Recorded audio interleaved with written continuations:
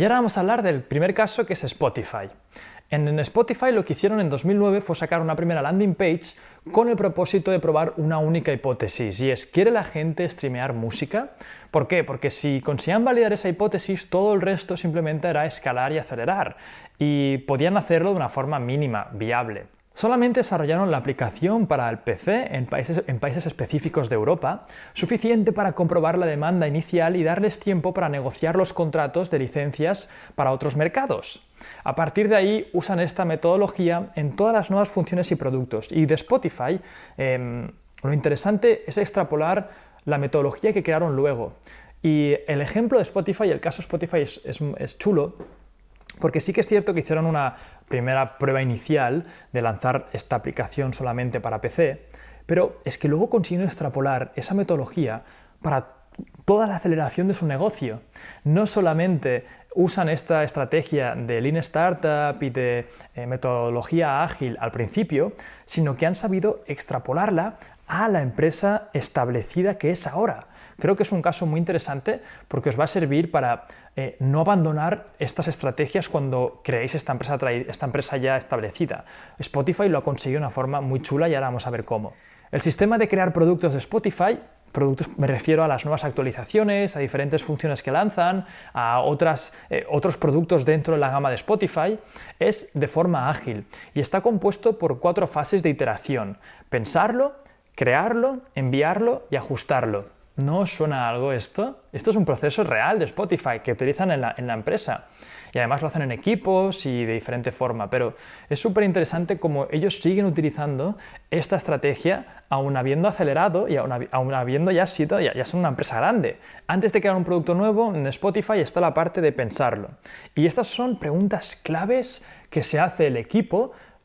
No es el equipo entero Spotify, sino que lo que hacen agrupan diferentes segmentos de pequeños equipos para que puedan pensar en este nuevo producto, pero en la primera fase se hacen estas preguntas. Lo primero es: ¿por qué deberíamos crear esto? Y hasta que no han solucionado por qué lo deberían crear, no pasan a la siguiente pregunta. ¿Quién se beneficiará de esto y cómo? ¿Cuáles son las métricas claves que este producto va a mejorar?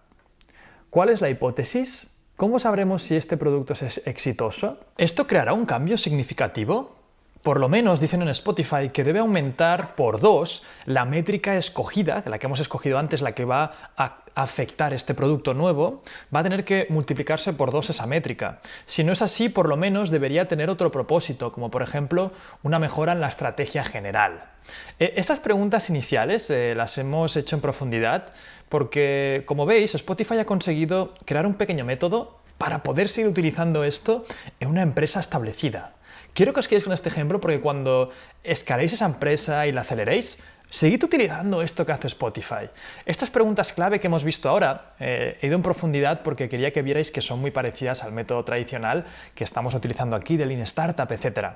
Pero ahora veremos un poco en general cómo funciona cada fase de su iteración de producto. Os lo voy a delimitar aquí de una forma por encima, pero vamos a ir a la pizarra porque creo que va a quedar mejor explicado. Ya sabéis que es pensarlo, y esto se acaba en el momento en el que el equipo de Spotify piensa que el producto vale la pena ser creado. Crearlo, que se acaba cuando el equipo cree que el producto cumple con las funciones básicas. Y luego está enviarlo, que acaba cuando está disponible para todos los usuarios. Y ajustarlo acaba cuando se ha escuchado al mercado y se ha mejorado el producto a niveles en los que una nueva mejora no incrementa significativamente las métricas principales. Nada, vamos a hacerlo en un segundo en la pizarra para que quede bien claro y que podáis en el futuro usar este mismo método para esa empresa establecida. Vamos allá. Bien, quiero que tengáis esta arma en vuestro arsenal para cuando no solamente, para que veáis que Spotify sigue utilizando estas metodologías ágiles, pero que cuando sigáis escalando y aceleréis en todo el proceso de la empresa, que tengáis siempre en mente cómo lo hace Spotify. Creo que es muy importante fijarse en otras marcas y empresas y cómo están utilizando ellos sus estrategias, y creo que esta es la estrategia replicable de Spotify. Hemos dicho que lo primero que hacen es pensarlo. Esta es la parte que estamos haciendo nosotros ahora. Estamos en esta parte haciéndonos preguntas. Estas se extrapolarían en nuestra metodología como la parte... No es la de ahora, perdón, esta es la anterior. Esta es la parte de la idea. En nuestra metodología InPev, esta es la parte de la idea. Hacemos esas preguntas, hablamos con los clientes, estamos pensando ver si esa bola de plastilina es viable o no. Pero luego viene la parte de crearlo. Y esta básicamente es la parte en la que estamos ahora en nuestro modelo InPev. Esto sí que es la parte de mercado.